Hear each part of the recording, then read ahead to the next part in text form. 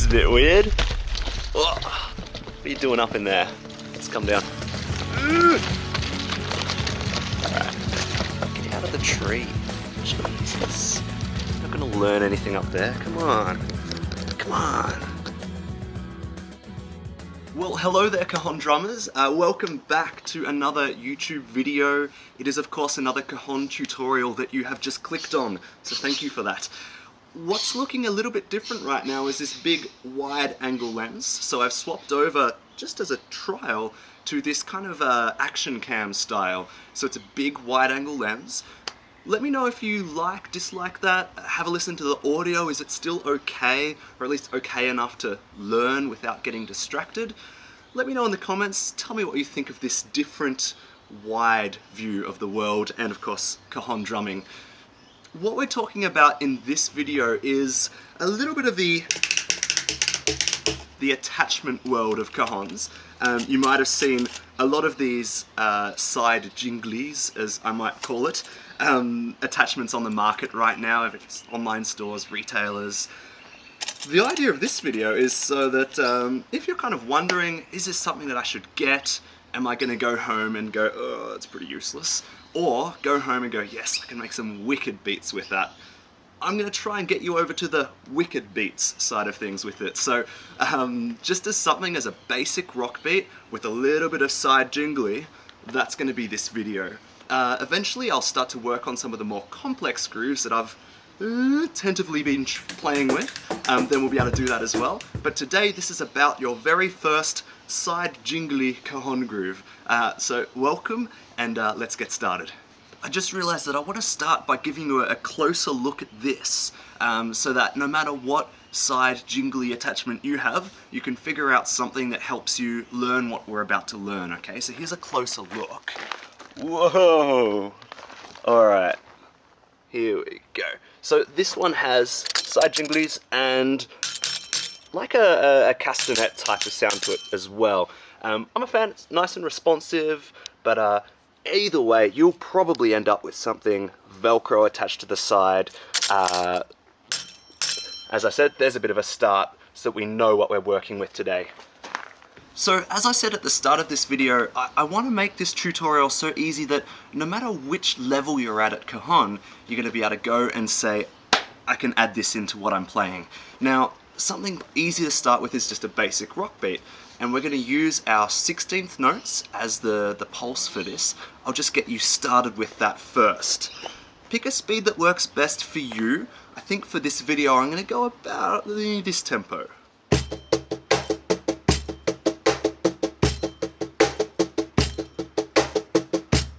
Alrighty, now I'm not sure how you got your basic groove together when you started learning, but something that I found helpful was just going with the right hand between bass, snare, bass, snare, bass, snare.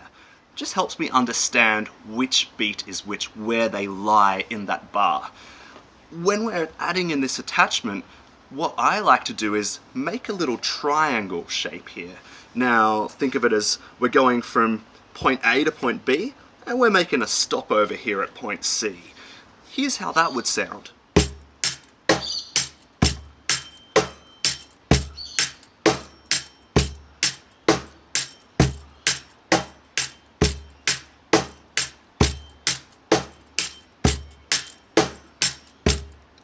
Cool, so I never thought I'd think of my hand as making little pit stops along the way between the bass and the snare, but there we go, there's an easy concept to get started. So first things first, spend a little bit of time practicing that. Just get that triangle shape that I talked about under control, and then we'll move on to the next step. Beautiful, we're now up to step 2 of 2. Told you this would be nice and easy. I'm gonna actually slow it down a little bit more for this though, but what the left hand is doing is it's just filling in the gaps in between what our right hand is doing on that triangle. So really slowly, here's how that looks.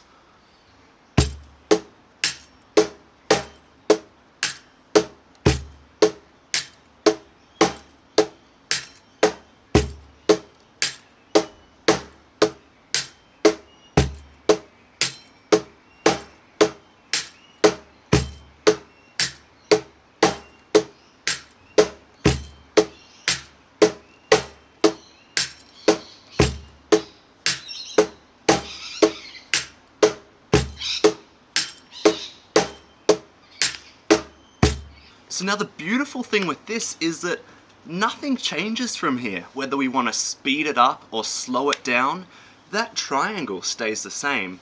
We can play with the tempo, we can play with the pulse. It doesn't have to be bass, snare, bass, snare. All of a sudden it can become bass, snare, bass, bass, bass, snare. And this can still stay the same.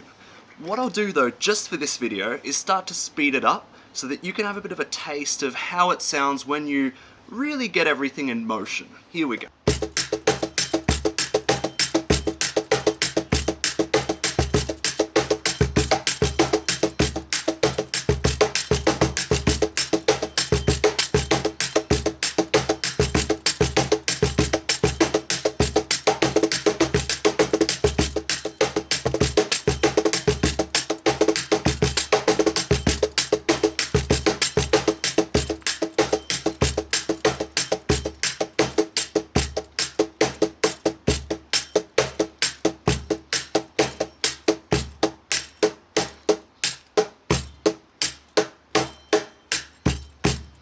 So that's actually the main part of this video done.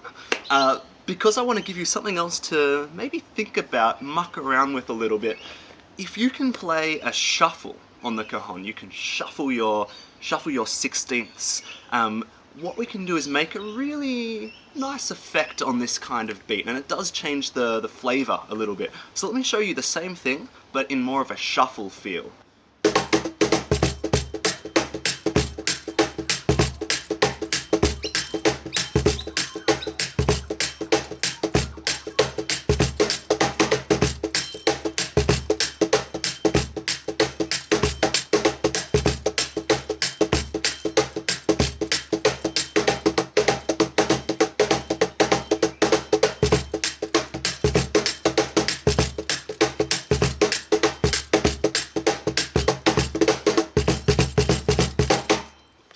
Just so happy. So there we go.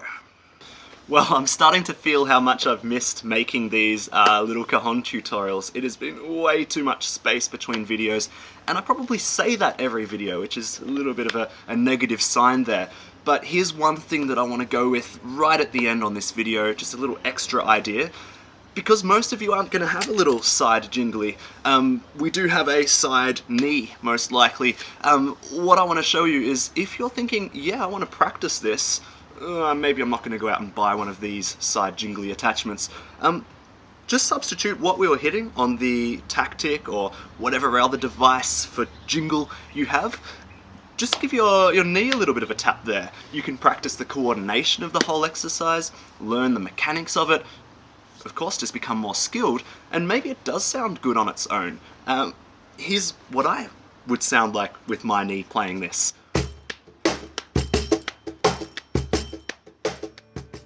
Okay, so now I've actually got to end this video, but what I want to say is just a summary for the whole thing. That triangle that I pointed out, that is in use no matter what beat I played in this video. So don't forget that once you've got that under control, you can take this wherever you like. So just remember, foundation equals way more possibilities. Anyway, thank you very much for clicking on another cajon tutorial, hopefully learning something interesting, or laughing at some interesting terminology that I may have randomly come up with today. I'll be available if you ever want to leave any comments on any of my videos, any questions. Of course, feedback as well is great.